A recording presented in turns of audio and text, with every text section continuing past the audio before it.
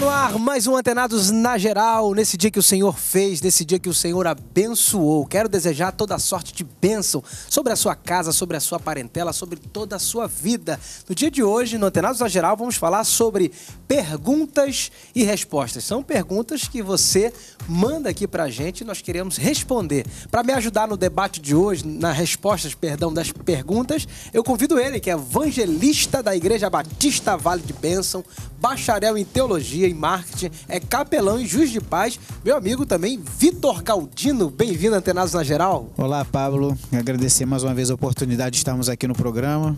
Hoje, oportuno aí para a gente responder aquilo que o telespectador está com dúvida e a gente venha trazer esclarecimento à luz da palavra. E ele também, que é pastor auxiliar na ADVEC e dirigente da filial ADVEC Paratinga, em Vista Alegre, pastor Jonas Almeida. Bem-vindo mais uma vez, Antenado na Geral. Obrigado, meu amigo Pablo, que possamos abençoar a todo o povo que está nos assistindo. Espero que seja uma bênção. E ele também, que é pastor do Ministério Um Novo Tempo e é apresentador do programa Aviva Rio, Sidney Gomes. Bem-vindo, Antenados na Geral. Meu amigo Pablo, obrigado pelo convite, produção, amigos pastores. É uma bênção estar aqui, poder também aprender com vocês aqui, né? Deus abençoe. E ele também, que é pastor da Igreja Tempo de Obediência e Propósito, escritor, é fundador do projeto Soma ou Some, pastor Michael Balbino. Bem-vindo, Antenados. Sempre é bom estar aqui com vocês e não é um debate, é um bate-papo, né, que a gente faz sempre entre amigos e é muito, muito proveitoso para mim. Obrigado pela oportunidade. Vamos lá então começar a responder, já agradecendo você que fez essa pergunta. Sempre digo que o Patrimônio das Boas Novas é a sua audiência, só estamos aqui hoje porque você está aí nos vendo, nos ouvindo e participando do programa. Você que gostaria de enviar uma pergunta, nosso telefone que passa debaixo da sua telinha, salva ele no seu Android, salva ele no seu telefone e comunica com a gente as suas dúvidas, nós queremos esclarecer. Vamos lá, pastores, a primeira pergunta é a seguinte: Deus precisa da nossa adoração? Olha a pergunta, a dúvida. É porque todo tempo a gente fala, tem que adorar, adore a Deus, Deus é digno de ser adorado, Deus é digno de ser glorificado. Mas será que Deus tem uma espécie de carência? Ele precisa de uma adoração? E por que Deus é digno de ser adorado e por que ele precisa ser adorado?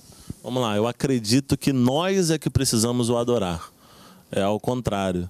Eu estava lendo esses dias um texto da Bíblia que diz que Abraão foi fortalecido ou fortificado na fé, dando glórias a Deus. Então existem momentos que em meio à adoração a gente é fortalecido.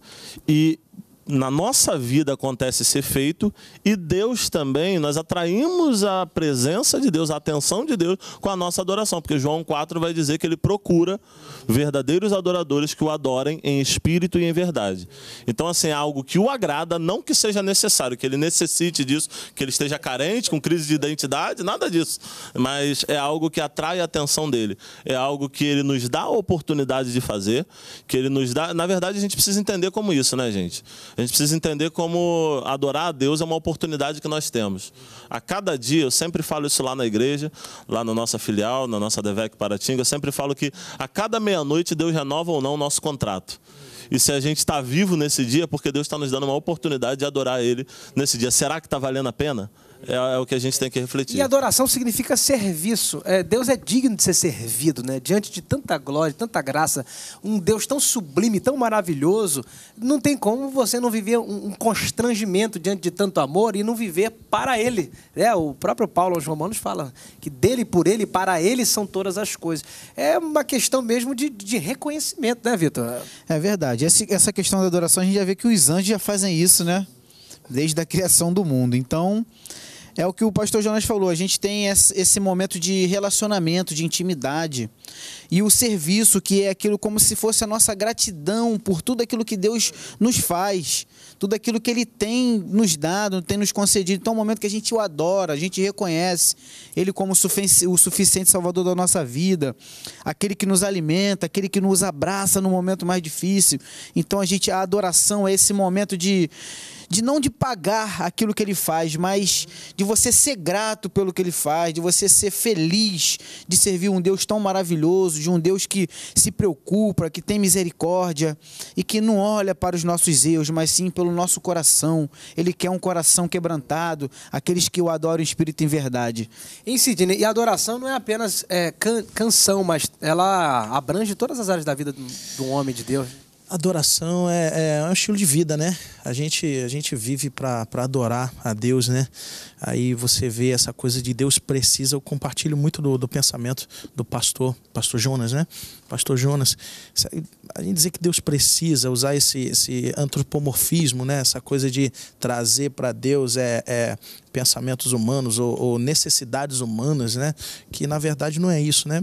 Como ele disse, e eu vou repetir que ele disse para ficar bem gravado até no meu coração mesmo, nós é que precisamos, né? Sim. De nos aproximarmos dele, de adorarmos a ele. E ele reconhece isso, né? Reconhece a nossa dependência e nos coloca nessa posição de adorador, esse passo que resta, né? Deus, acho que ele está sempre a um passo de ser alcançado por nós e a gente está sempre tentando dar esse passo, né?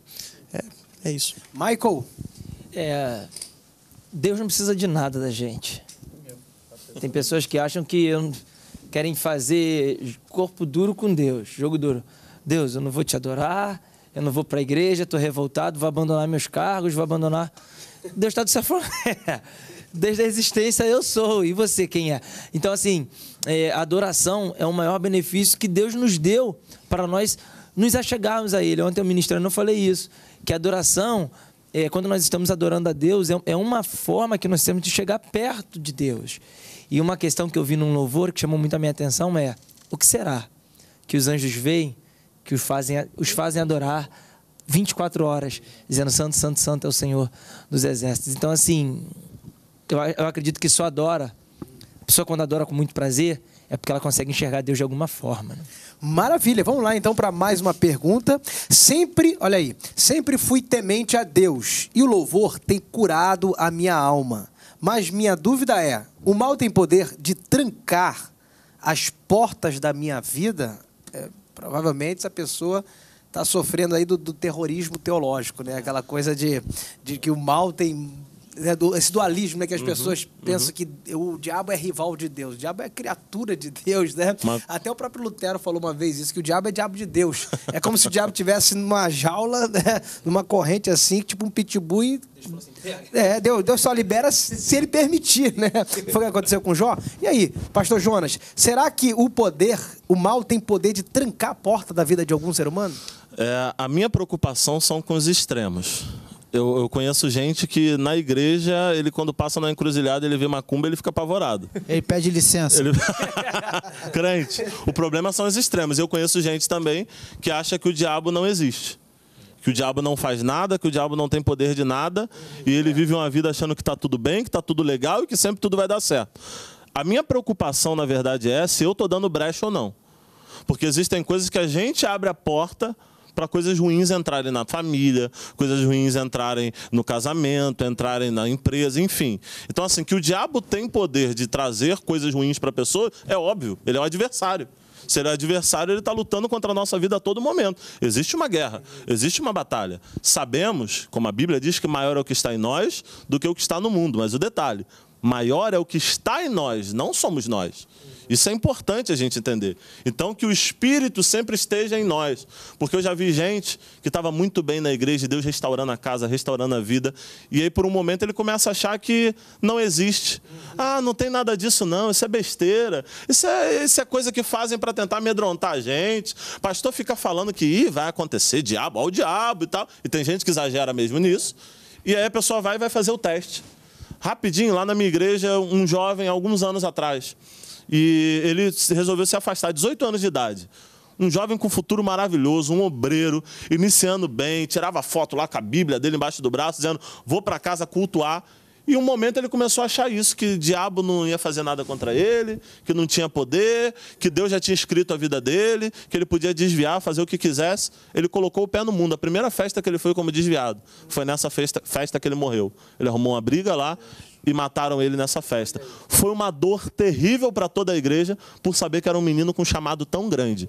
Então, assim, o que eu estou querendo mostrar é que o perigo são os dois extremos. Apavorado com o diabo. Caiu uma panela, é o diabo. Tem gente assim, mas tem gente também que acha que não existe diabo. É só Deus. É importante o que o Jonas está destacando, porque apesar do diabo ser um inimigo derrotado, vencido, não podemos ignorar os ardis de Satanás que as próprias escrituras nos ensinam. Então, eu acho que o equilíbrio, como o pastor Jonas está falando, né, é o que a gente precisa entender. Não ficar demonizando tudo, né? Uma vez eu vi até um pastor que engasgou com amendoim. Ele falou, o diabo do amendoim quer me matar. Pô, o diabo do amendoim, você que comeu mal aí, comeu rápido, né? Não é o diabo do amendoim, que nem o outro também que espirrou. Aí tá amarrado, diabo. Aí ele falou, olha, eu amarrei o diabo no espirro porque ele estava querendo enviar uma gripe pra mim. Então espiritualizar tudo também é o perigo do... Né? Aí você fica muito fanático também, né? É verdade. A questão é que a gente vê até alguns pensamentos pastorais. Eu conversando com um determinado amigo e ele me falou que a igreja estava fazendo um levantamento das marcas, que as marcas tinham algum relacionamento, alguma intenção. Eu disse... Daqui a pouco você não vai poder mais ter carro, daqui a pouco você não vai poder comer mais nada, daqui a pouco você não vai ter como usar mais nenhuma roupa. Vai comer você maionese ruim. Você vai ter que fabricar tudo, porque se começar a procurar essas coisas... Então, acho que o nosso maior poder de trancar as coisas está dentro de nós mesmos. Nós temos esse poder de trancar as coisas na nossa vida. Quando a gente se coloca como o que não consegue, o espírito da autocomiseração entra em você... Você se sente o diminuído. Deus é maior do que tudo e que todos. Eu vim do espiritismo, eu sei que o outro lado existe, conheço muito bem, ninguém me ensinou, não li livro, eu vivi. Então eu sei que existe essa esfera espiritual. Existe, sim. Mas a gente tem que entender aquilo que está escrito. Maior o que está conosco do que aquele que está no mundo. A gente consegue vencer. Vai ter as interfaces da vida, os momentos difíceis, mas você não pode pegar isso como uma verdade absoluta de que você está sendo impedido de receber uma vitória, de que você não vai conseguir chegar no seu objetivo. Não. São momentos difíceis, momentos de lutas espirituais? Pode ser. Mas a oração e o joelho vence qualquer tipo de questão. Às vezes, assim, a gente nota, assim, o nosso povo, ele é destruído pela falta de conhecimento. E a gente fala isso aqui com a maior humildade que nós temos aqui como pastores, que, na verdade, a gente não é melhor do que ninguém, sabe? A gente está aqui para esclarecer. Me preocupa muito quando eu vejo uma pergunta nesse nível de uma pessoa, que a pessoa elabora a pergunta dizendo que vem sendo curada pelo louvor. Curada pelo louvor, quando, na verdade, a gente louva para adorar o Senhor e a gente é curado pela palavra. A gente é restaurado pela palavra. Então já há uma ambiguidade de pensamento aí, já há um pensamento errado. A pessoa que de repente vai a um culto e acha que o louvor faz efeito, mas você pergunta no final do culto o que o pastor pregou e ele não lembra. Não sabe, porque há uma dedicação maior.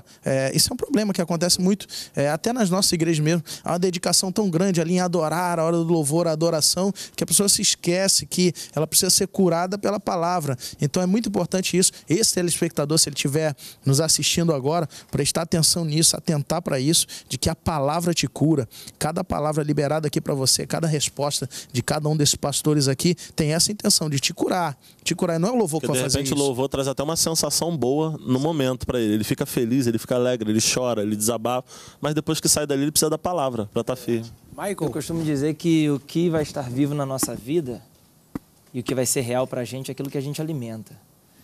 Se o cara alimenta uma vida de santidade e de busca a Deus, ele vai ser uma pessoa totalmente espiritual. Mas se ele alimenta uma vida de pecado, uma vida que faça com que o inimigo venha ter êxito na vida dele, com certeza as portas da vida dele vão estar fechadas. Ele está fazendo o papel do diabo na própria vida. É o abrir brecha. Só para eu deixa eu usar um termo que eu quero inventar.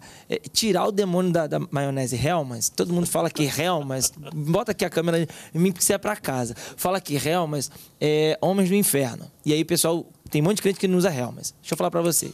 Ano passado na Alemanha eu aprendi o significado do nome Hellmann's, porque a maionese Hellmann's não é americana. Ela é alemã, e Hellmann's lá na Alemanha quer dizer homens de luz. Não tem nada a ver com a questão de homens do inferno. É totalmente diferente. Mas aí vamos falar de Lúcifer. Aí vai dar ruim. Quem tá com o pensamento ruim... Paternidade para maionese. Fecha brecha. Muito bem, esse foi o primeiro bloco do Antenasa Geral. Vamos para um breve intervalo, mas voltaremos já já. Não saia daí.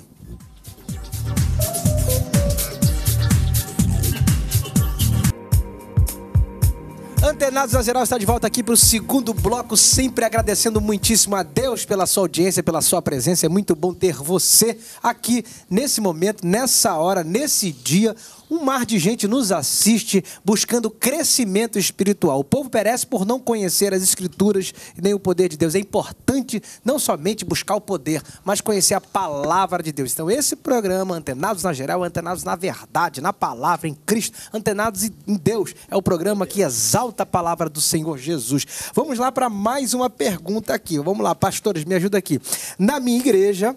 tem muitas programações e meus pastores querem que eu esteja em todas. E mesmo quando peço para faltar um culto, para estar com a minha família, eles não me liberam.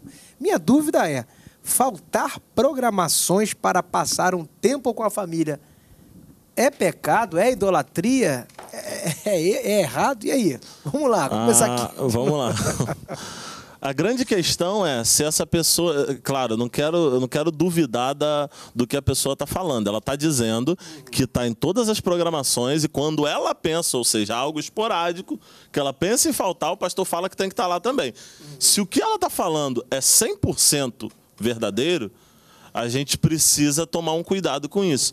Porque a Bíblia vai dizer que aquele que abandona os seus, abandona a sua família, negou a fé e é pior do que o infiel. Então, às vezes, um problema que acontece, eu ando conversando com alguns homens de Deus, com pessoas que, em algum momento da vida, percebem que estão ganhando muita gente do lado de fora, mas estão perdendo os de dentro.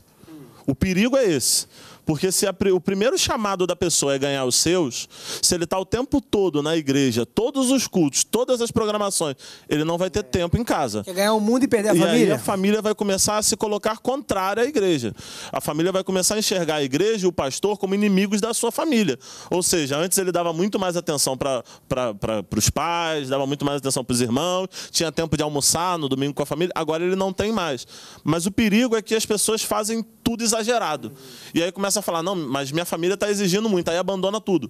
Entrega todos os cargos, não quer mais fazer nada na igreja, acha que tem que ficar o tempo todo em casa também. Esse é o outro lado da história, é o perigo. Então, assim, é preciso também ter uma moderação aí. O pastor não pode também forçar a pessoa e obrigar a pessoa a nada. Não pode. Eu costumo orientar lá na igreja as pessoas a... Se estiverem todos os dias na igreja, tira um dia para a tua família, não precisa vir todos os cultos, Pablo, não. Vai cultuar em casa Existem também. vários tipos de pessoas. Existem pessoas que precisam estar todo dia na igreja.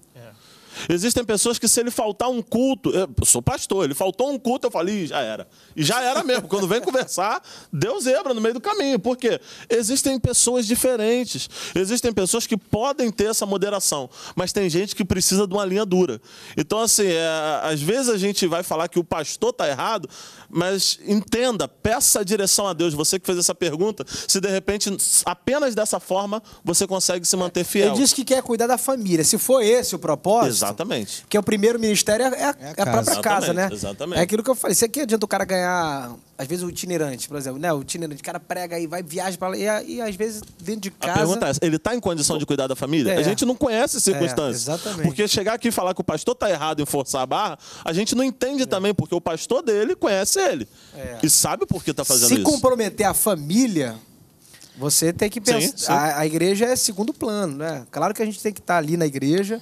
Mas o que adianta ganhar o mundo e perder a própria casa? Noé colocou a primeira família dentro da arca. No mínimo, você tem que ganhar a tua família, né? Não sei onde que eu vi isso, que o cara, uma menininha, chegou e disse, papai, vamos montar uma casa dentro da igreja. Porque o pai dela era tão bom dentro da igreja que ela queria morar dentro da igreja. Sim. Porque quando o pai ia para casa, o cara virava o diabo na família, um monstro. Então vamos morar dentro da igreja. A criança sempre pediu para morar dentro da igreja porque o pai era um santo dentro da igreja. Às vezes o cara dentro da igreja é um santo e dentro de casa é um demônio na família. Então, assim, É importante a atividade. O Jonas está falando uma coisa interessante sobre a atividade na igreja, que ali você está ocupando tua mente também. Você está ali em atividade, está servindo as pessoas. É importante a atividade na igreja, mas quando isso compromete a própria casa, a própria família... Só para eu me justificar aqui, eu não estou dizendo que o pastor deve fazer isso, deve oprimir dessa forma. O que eu estou querendo imaginar é que nenhum pastor vai fazer isso sabendo que está prejudicando a família dele. A não ser que ele não seja um pastor de verdade. Não, mas aí a gente não tem que partir desse princípio. Porque a gente tem que partir do princípio que é pastor. Entendeu? Se o pastor está fazendo isso, é porque, por exemplo, pessoas que estão se livrando das drogas, pessoas que estão se livrando de coisas... Às vezes ele precisa de um tratamento de choque. É um bom pastor. Às vezes a família... Eu tenho pessoas que a família fala, pastor, fala para ele ir para a igreja. Eu quero ele lá. E ele está querendo cuidar da família. Não, eu preciso de um tempo para minha família. A família está dizendo, não, fica aí. Está melhorando, agora que está melhorando. Tem esse outro lado também. É questão individual, né? Cada um sabe a sua necessidade. Exato. Tem gente que não consegue ficar sem estar na igreja, mas não compromete o seu relacionamento familiar. Sim. É uma questão de que aí... É uma concordância em casa. Uma concordância dentro de casa, enfim. Eu concordo com o que o pastor Jonas falou, mas também vejo o lado porque tem muitas igrejas sendo abertas. E eu não fujo do princípio de que pode acontecer de ter um ditador louco desse aí que realmente faça isso. Eu não duvido de mais nada nesse mundo. Então, mas eu creio realmente que a orientação é essa. Parte também da gente entender a visão desses pastores. Se tem essa preocupação, saber de que tem pessoas que a gente precisa que estejam perto da gente. E a pergunta é idolatria. Chegou a trazer idolatria. Idolatria nem cabe, não faz sentido. Existe também o outro lado seguinte. Tem pessoas que todo domingo deixam de estar na igreja porque quer ir pro shopping com a família. Futebol. Aí se torna uma idolatria. Aí sim. Tem pessoas, eu tratei cobreiros e lá na igreja eu tive problemas com assim. Não, pastor, porque a gente tem uma reunião de obreiros mensal. Uma por mês. Pô, em um ano, o cara vem em 5. Qual foi a desculpa que ele não veio nas outras? Porque estava viajando com a família. Toda reunião marcada, a reunião desse ano todo foi marcada no passado. Então, tipo assim, a gente tá agenda com 12 meses antes. Então, assim, é um extremo. Na parábola do grande banquete, Jesus vai chamar os convidados para sentar. E aí, ele recebe 3 desculpas dos convidados. O primeiro... Senhor, eu não posso ir porque eu comprei 5 juntas de boi e tenho que ver. Segundo, Senhor, eu comprei terras. E terceiro, eu casei, família. Jesus falou, casou? Não tem problema. Vai cuidar da sua casa, da sua família, do que for, mas chama meus servos. Pega os aleijados, manco caloteiro, maconheiro, cracudo. Pega tudo que tiver de ruim, põe aqui. Por quê? Porque eles vão servir. E Jesus diz o seguinte, aquele que não deixar pai, mãe, família, pela minha obra, pelo meu amor, pelo meu convite... não é digno de ser chamado meu discípulo. Então a questão é o seguinte, um membro, eu como pastor lá na igreja, eu tolero o seguinte, vou com a família, num culto oficial da igreja, legal. Obreiro, discípulo, legal. Num mês que tem 4 domingos, o cara vai ficar 3 com a família, tá errado. Não quero ser ditador. Eu acho que para ser discípulo é uma coisa e para ser seguidor é outra. Eu também concordo. Essa questão de que você está marcando e você é um mês, a única data. A pessoa marca as coisas exatamente na data que você separou para isso. Isso acontece muito. E não é só na sua igreja, não. A questão que eu quero falar é a seguinte. Essa pessoa, esse telespectador, ele tem que visualizar o seguinte. Esse comportamento pastoral é só com ele... ou ele consegue visualizar isso em outros membros? Porque se for com ele, aí ele já tem que olhar de uma forma diferente essa questão do comportamento. De repente, com uma forma até de um cuidado maior que outros que estão ali queriam ter e não têm. Então, é uma questão de análise também, para ele não se sentir um oprimido, se sentir um perseguido, e ele também tentar visualizar com outros olhos. Tem uma outra pergunta aqui, vou fazer para o Sidney. Vamos lá. Pastor Sidney, arrependimento é uma decisão lógica ou é uma decisão emocional? A dúvida do nosso amigo aqui. Arrependimento é lógico ou emocional? Só dando a minha participação na pergunta anterior, só me preocupa uma frase que foi dita aí, que é: meu pastor não me libera. A função pastoral ela consiste na orientação. Na orientação. O pastor não é dono de ninguém. O pastor não diz o que você faz, quem vai, ele te orienta. Te orienta. Você vai se você quiser. Você faz se você quiser. E depois você também sofre as consequências daquilo que você acertou e daquilo que você desobedeceu. Entendeu? Amém. Agora vamos lá. Arrependimento, se ele é emocional... O Cid tocou num assunto importante que a gente não falou sobre isso, sobre o liberar. Parece mesmo que é um ditador. Né? Porque, na verdade, um bom Mas líder... aí a gente vai voltar. Um ditador na ótica, toda a história tem dois pontos de vista. É isso. É porque aqui Na tá bem ótica da subjetiva, a pessoa. pergunta é subjetiva, né? A pergunta... Já existiram pessoas lá na igreja, porque a gente tá olhando líderes dos lá na dois igreja, lados. dizendo: pastor, o senhor pega pesado comigo. Eu falei: porque você vai longe. E por isso eu preciso pegar pesado. Eu tenho que ser mais Geralmente, os sério mais contigo. cobrados aqui Eu preciso tá do cobrar outro mais de lado, você. Porque você não quer ir a lugar nenhum, por isso tem que pegar pesado. Mas aí quem não quer... Voltou, não, voltou a Deus não pergunta. É porque quem tá no... Voltou a pergunta. Tô tentando Mas quem passar a não quer ir, terceira quem não aqui. quer ir a lugar nenhum, Deus não trata Boa, assim. tá tendo assunto aí. Passa. Vai, Cid, né? Vai, Cid. Tá com a batata quente aí, Cid. Meu Deus. Arrependimento. Desculpa, Pablo. Repete, por favor. Arrependimento. A pessoa tá com uma dúvida. Será que isso aqui é uma decisão lógica? Ou é uma decisão emocional? Ou nenhuma das duas? Eu acho que cada pastor vai ter o seu ponto de vista aqui, mas assim, eu acredito que quem convence o homem do pecado, da justiça, do juízo é o Espírito Santo. Então acaba que o arrependimento, ele não mexe nem tanto com a lógica, nem tanto com o emocional, quanto ele mexe com o espiritual. Porque é um confronto, é um conflito espiritual. Mexe entendeu? com tudo também, né? Porque Mexe com tudo. o cara Ótimo. ele usa a lógica. Peraí, se eu continuar pecando, Eu acho que é eu vou lógico. apanhar Emocional é a culpa. da vida, né? Vou sofrer com Deus. É emocional no sentido sentimental, porque há um constrangimento de não praticar aquilo. Eu acho que emocional é mais pra culpa, Pablo. Eu já vi gente com culpa continuar pecando. Eu já vi gente saber que está fazendo errado e continuar fazendo. Toda noite ele não dorme no travesseiro e dizendo: eu estou fazendo besteira. E ele não muda. Sabendo Agora, que quando ele decide mudar... Eu estava conversando esses dias com um rapaz que eu encontrei na rua. Ele falou assim: eu larguei o cigarro quando eu decidi largar. Dava falta? Dava, mas eu decidi largar. Eu decidi e parei. Ou então, pegando o que o Sidney falou, é espiritual, né? É espiritual, Sim. porque é o espírito que gera arrependimento.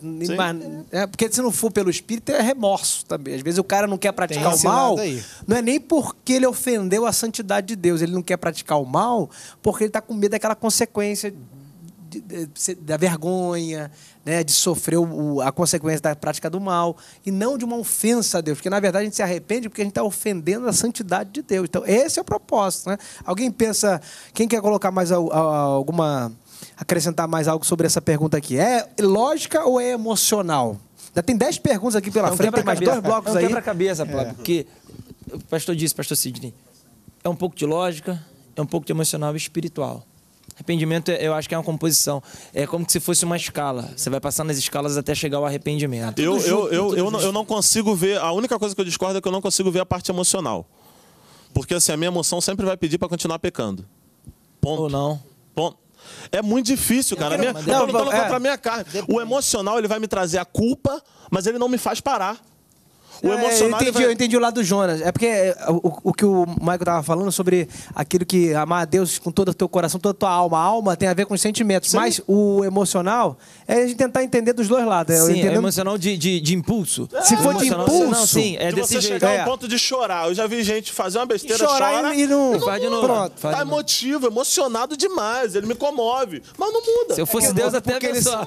Porque o Jonas está falando da raiz do arrependimento. Na raiz do arrependimento não tem emoção. É lógico. Ele comove porque ele sabe que está no caminho errado. Então aquilo ali incomoda. Mas ele não consegue vencer por conta do quê? Quais são as consequências que não fazem ele vencer essa questão de se arrepender? Porque o arrependimento ele é gerado dentro de nós para que a gente venha não fazer mais. Mas quando você continua nessa prática de fazer, mas por quê? É mais forte do que você não consegue controlar os seus pulsos. Às vezes a pessoa não é constante. O Cid, eu cortei o Cid, já termina aí, Cid, na tua resposta. Não, já foi perfeitamente colocado aqui. Eu acredito que quando a palavra de Deus ela faz um confronto com o homem, ela vai quebrando, vai destruindo todas as bases que ele construiu ao longo da vida. Ou seja, a base emocional ela se desfaz, a base da lógica se desfaz, ele acaba não entendendo o que está acontecendo, ele acaba ficando desestruturado emocionalmente diante do que está acontecendo, porque ele está sofrendo o pecado dele, está sofrendo a pressão da palavra de Deus, sabe? A palavra ela vem esmiuçando tudo, arrebentando com tudo, sabe? Então é algo que o Espírito espírito dele consegue receber e ficar de pé. Agora o resto cai tudinho. Lutero diz o seguinte, de repente, acho que foi Lutero que disse isso, nós não podemos impedir que os pombos posem nas nossas cabeças, mas a questão deles fazerem ninho ou não é a nossa escolha. Então, eu acredito que se a gente deixar com que o que está trazendo problema para a gente crescer dentro da gente, vai ser um problema... Seja alimentado, né? Vai ser um problema muito maior depois para se arrepender, até se arrepender daquilo ali e mudar, né? O arrependimento, então, você que fez essa pergunta, entenda que arrependimento é um constrangimento do Espírito Santo de Deus. Quando você ofende a santidade de Deus, você que foi chamado, você vai se arrepender, porque você pecou, não foi contra o bandido, não foi contra um traficante, você pecou contra o amor, você pecou contra o Criador do universo, aquele que te fez. Então, esse deve ser o motivo do nosso arrependimento, para não desagradar ao nosso Criador. Então, essa é a resposta para você que fez essa pergunta. Vamos então para um breve break, um rápido intervalo, mas Antenados volta já já.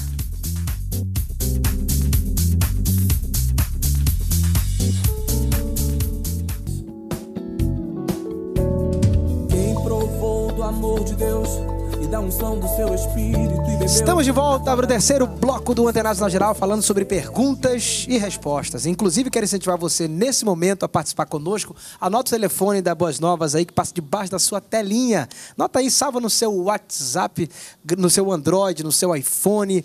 Manda perguntas, manda temas, sugere aí um assunto para que a gente possa abordar aqui. É interessante, é importante, queremos atender a demanda do seu coração. Inclusive, esse programa vai para o nosso canal que temos no YouTube. Você vai poder rever. Aproveita e compartilha, dá um joinha lá, continua a participar. É importante você visitar nossa página no Facebook, onde colocamos os melhores momentos ali, para você também conhecer mais a respeito do Antenados na Geral. Pastores, vamos lá para mais uma pergunta. A Bíblia fala sobre diáconos, bispos, presbíteros e pastores. Mas apóstolos cabem nos dias de hoje? O que a Bíblia nos orienta em relação a apóstolo? Olha aí. E é forte, tá todo mundo rindo? É polêmico? Ou não? Vamos lá. Vamos lá. Eu separei aqui um texto que eu sabia que esse era armado, polêmico. né? Tava Já armado. tava armado. Eu sabia que esse era polêmico. Preparado. Efésios 4, versículos 11 e 12, diz assim: foi ele quem deu dons às pessoas, ele escolheu alguns para serem apóstolos, outros para profetas, outros para evangelistas e ainda outros para pastores e mestres da igreja. Ele fez isso para preparar o povo de Deus para o serviço cristão, a fim de construir o corpo de Cristo. O problema disso tudo é que as pessoas começam a colocar coisas que são ministérios como cargos. As pessoas começam a dar... Eu estava vendo esses dias pessoas que não basta ser pastor, se tornou apóstolo, depois se tornou patriarca, e agora inventaram uma outra nomenclatura que eu nem lembro qual é o nome. Por quê? Ser pastor não é mais suficiente. O cargo já não... Não, eu sou muita coisa para ser apenas pastor. O problema é esse. Eu acredito, o apóstolo, o significado do apóstolo fala de enviado. Foram aqueles que foram enviados. Tem os apóstolos do tempo de Jesus, que Jesus escolheu, o apóstolo Paulo, que não foi escolhido por Jesus, mas nos dias de hoje ainda existem enviados que somos nós, sendo que as pessoas pegam esse ministério e colocam isso como cargo. Eu acho que o erro está aí. É interessante o Jonas estar falando sobre cargo. É dom, é mais um dom do que o cargo, né? E assim, pegando esse gancho, me parece que o apóstolo ele tem que ter algumas credenciais apostólicas. Né? O que a gente vê hoje em dia é o que a gente pode dizer então? Tem umas credenciais, por exemplo, o testemunho ocular. Ter visto Jesus. Ter visto Jesus, ser chamado pessoalmente por ele. Mas os que tem hoje em dia, a gente pode considerar como apóstolo com a mesma autoridade das Escrituras, ou o apóstolo dos dias de hoje é um apóstolo da instituição, da igreja? Opinião pessoal minha, não. Pessoal minha, tá? Pelo que as próprias Escrituras vêm falando, né? A gente vai ver em Lucas 6, o próprio Jesus orando, e daí a escolha dos 12. Mas e Paulo? Paulo foi escolhido pelo próprio Jesus, né? Então, biblicamente falando, embasado na palavra, o colégio apostólico ele terminou em Paulo. Então, é a questão que o Jonas estava falando. O problema hoje é o ego. As pessoas não querem mais ser somente pastores, elas querem ser mais. Então você vai procurar a vida dela, o que ela faz? Será que as credenciais dela são as mesmas que os apóstolos faziam? O que os apóstolos faziam quando foram chamados pelo próprio Jesus? Eu vejo muitos apóstolos hoje em dia que não saem de dentro dos seus escritórios. Eu vi os apóstolos evangelizando, eu vi Paulo percorrendo o mundo inteiro para levar Jesus e a pé, apanhando, ficando preso. Então eu penso nisso. A questão hoje é mais do ego. Biblicamente falando, terminou em Paulo o apostolado. Sidney, se compromete aí, Sidney. Eu pensei que ia pular essa, mas o apostolado ele tem sinais, né? Ele tem sinais que acho que a gente já não encontra mais hoje, né? Como foi falado. Aí acaba que fica uma questão pessoal de cada um, né? Porque o cidadão diz que foi chamado e que ele é. A verdade também, eu não me vejo em condição de dizer que não é. Se ele diz que é, e o próprio acredita que é. O próprio Jesus chamou ele. Você não tem muito como julgar. É igual quando uma pessoa chega para se aconselhar com o pastor e fala, pastor, Deus me falou isso. Ele já está convicto, né? Acabou, não precisa agora é interessante que no caso de Paulo ali, que existe esse argumento. Mas Paulo, ele viu Jesus, então, mas não foi ver Jesus. Ele teve uma aparição, não foi uma visão, foi diferente. Tanto é que não foi só ele. Foi as pessoas que estavam ao redor também viram, testemunharam. Então não foi só ele que teve uma revelação. Eu tive uma revelação. Jesus apareceu para mim e disse que eu sou apóstolo. É verdade. Que assim, se eu falasse, as pessoas podiam duvidar da minha interpretação. Podia ser uma interpretação psicológica, uma experiência, um fenômeno, um êxtase. Mas ali, a chamada de Paulo foi, de fato, Jesus apareceu para ele. Mas, Pablo, eu vou me ater ao significado da palavra. Apóstolo está falando de enviado. Então, assim, a grande discussão aqui é o cargo. A gente está discutindo aqui se uma pessoa deixa de ser pastor e se torna apóstolo. Isso nunca foi cargo, isso não é cargo, isso está falando de chamada. Então, se a pessoa... Eu conheço pessoas que foram chamadas para abrir trabalhos, abrir ministérios, abrir obras em várias nações, em vários bairros, enfim. Eu reconheço que existe esse ministério. Agora, o cargo... é outra história. São duas discussões distintas. A gente está falando de pessoas que, às vezes... Por exemplo, quem consagra alguém é apóstolo?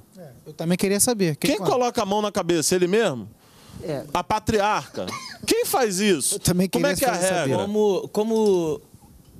São alguns problemas que o Brasil enfrenta pelo crescimento do evangelho. E aí eu não quero também falar mal... Poderia falar inchaço, mas não vou dizer, vou falar até crescimento. Eu quero por uma linha boa. Assim, o que a gente tem visto, pelo menos eu tenho reparado, é que os apóstolos que eu conheço não são na questão de ministério de quererem ser enviados. O que eu vejo é que eles se colocam acima de pastores. Eu não sei se eu estou falando alguma besteira aqui, mas é o que eu reparo. Cara, como função da instituição. Não, só apóstolo. O cara enche a boca, tipo, como se pastor não fosse suficiente para ele, como você disse na primeira fala. Então, isso eu acho que é reflexo de um crescimento, do crescimento do evangelho no Brasil. E, de repente, são algumas tangentes ou algumas linhas que deram meio que... Acho que não deram muito certo. Basta saber se quer pagar o mesmo preço que os apóstolos pagaram. Tá aí a resposta. Ou não foi respondida? Eu creio que a própria Bíblia... A gente não vai conseguir encerrar isso aqui. Não conseguir encerrar. E eu creio que a própria Bíblia responde sobre isso. Agora, é difícil a gente comparar os apóstolos dos dias de hoje com os apóstolos daqueles dias. Né? Assim, a mesma autoridade, a mesma realização, os fenômenos, os milagres... Mas, então, a gente dá para entender que os apóstolos hoje em dia, apesar de não ter aquela mesma autoridade que aqueles apóstolos daquela época, são apóstolos da instituição que a gente reconhece como um líder que está acima dos outros líderes, que lidera pastores. Então, essa seria a conclusão. Vamos lá, essa aqui é mais pessoal. Masturbação é pecado? Não tem na Bíblia. Olha aí o outro já querendo se justificar, o pervertido aqui. Só existe comunhão com Deus e com os... Não, aí já é outra pergunta, peraí. Masturbação é pecado. Não tem na Bíblia. Só porque não tem na Bíblia, então pode fazer, né? Não, mas assim... Tá liberado. Quem disse que não tem na Bíblia? O problema não é só o ato... Pronto, aí, ó. O problema tem na Bíblia. O rapaz falou pra mim que tem na Bíblia. Eclesiastes 9:10. 9:10. Já falou isso. Te falei isso.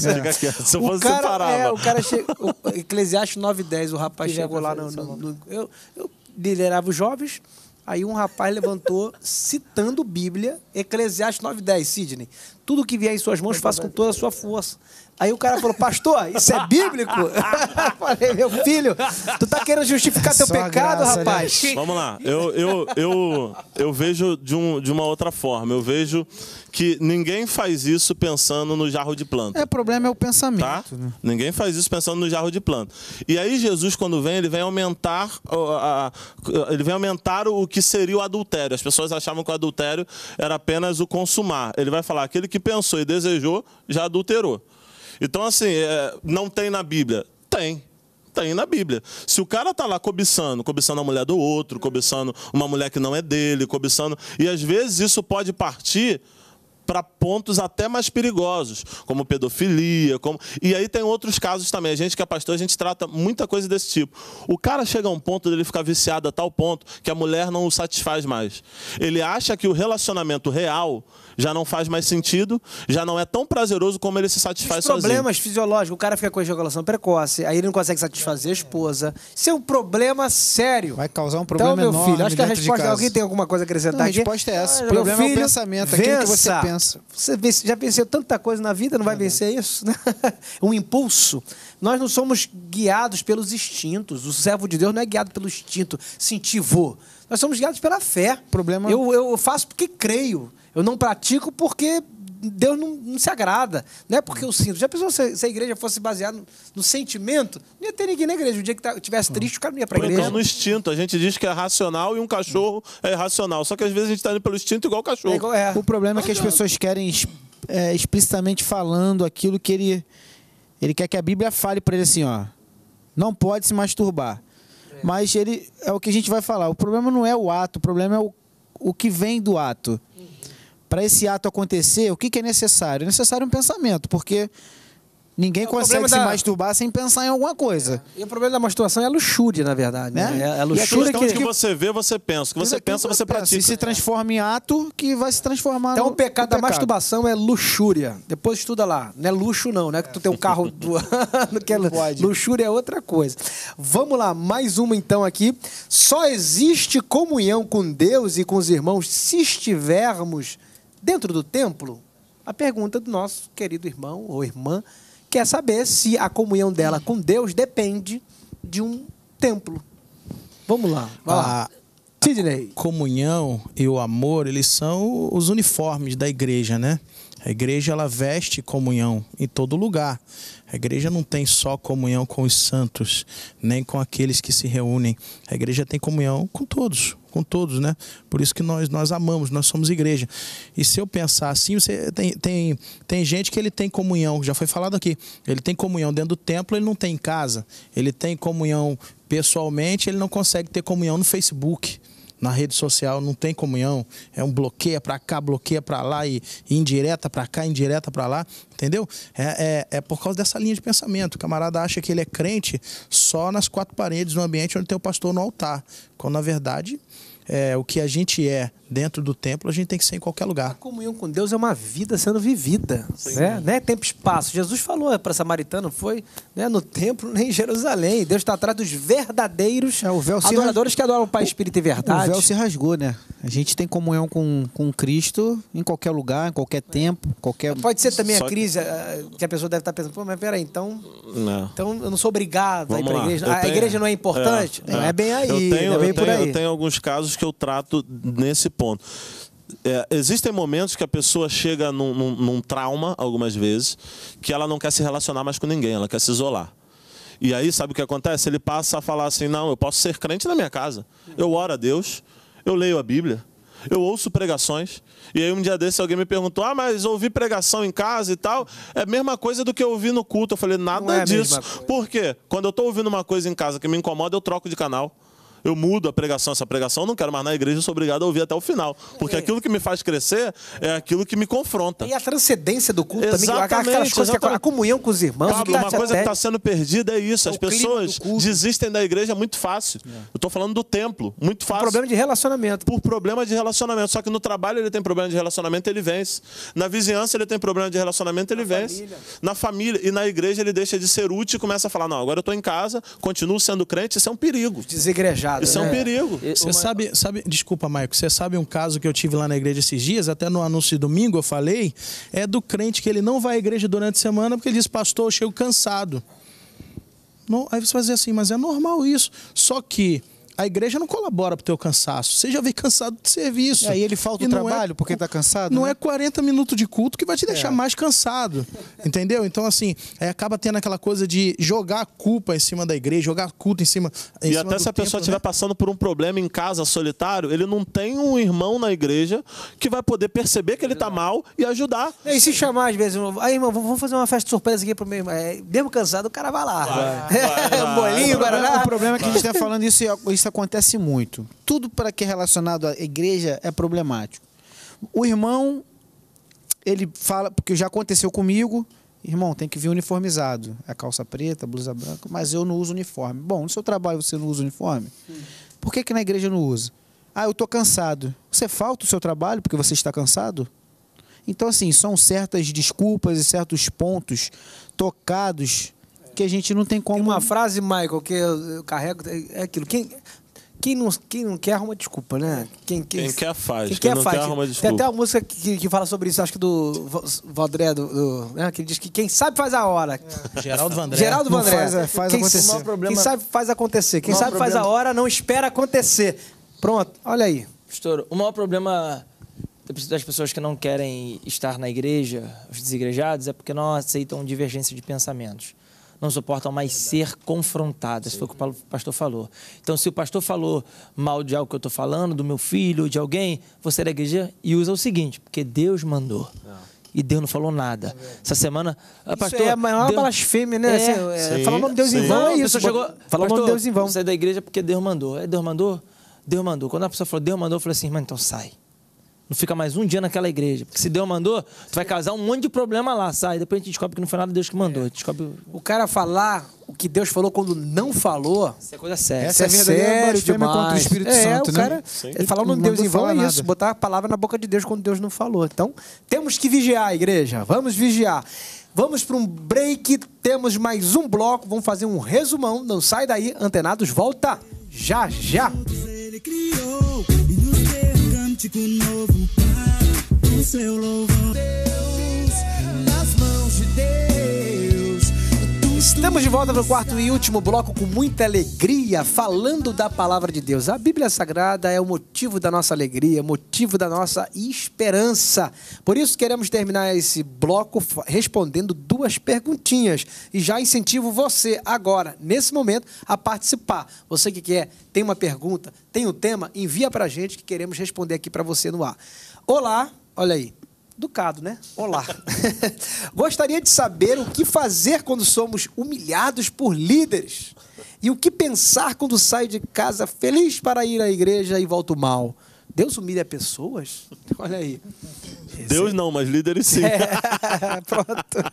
Respondeu o que Líderes ela que muitas das fazer? vezes nem foram levantados por Deus, porque para ter um comportamento desse é meio Não, complicado mas a gente assim, chamar às vezes, de líder, gente, né? às vezes humilhar pessoas acontece. Eu tenho um caso de uma pessoa que foi apresentar a pessoa, achou que estava fazendo, que ia agradar, mas a pessoa recebeu isso mal.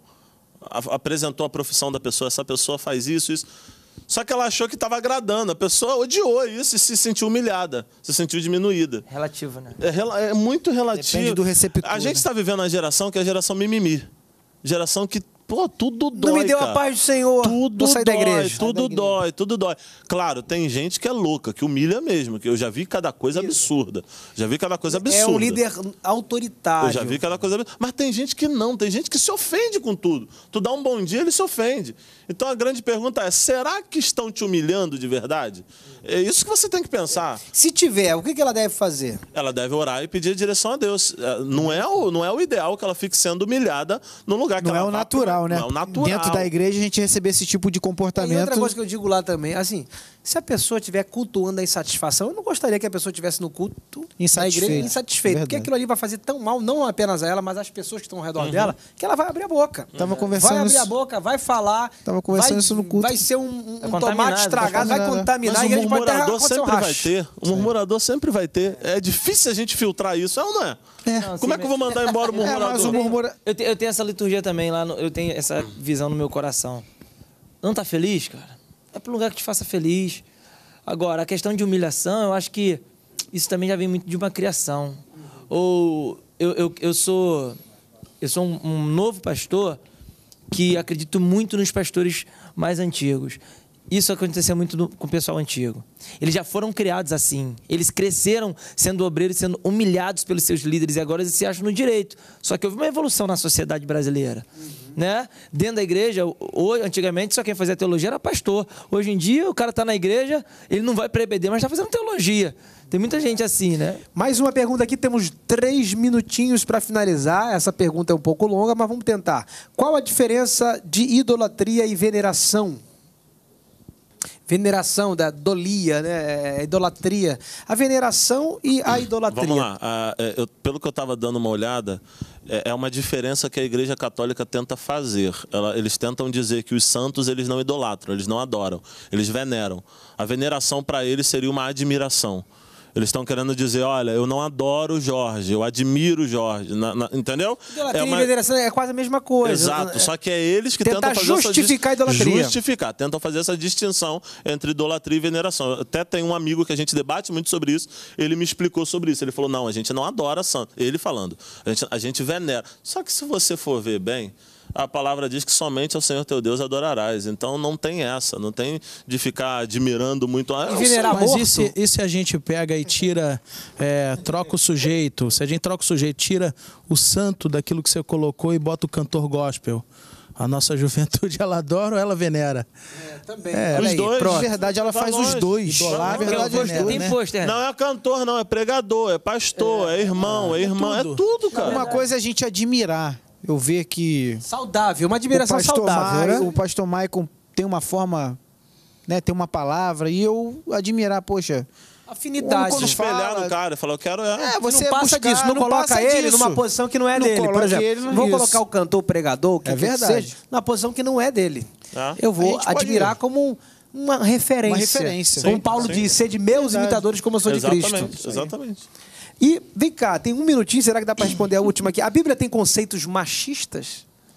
A gente precisa entender a cultura do tempo.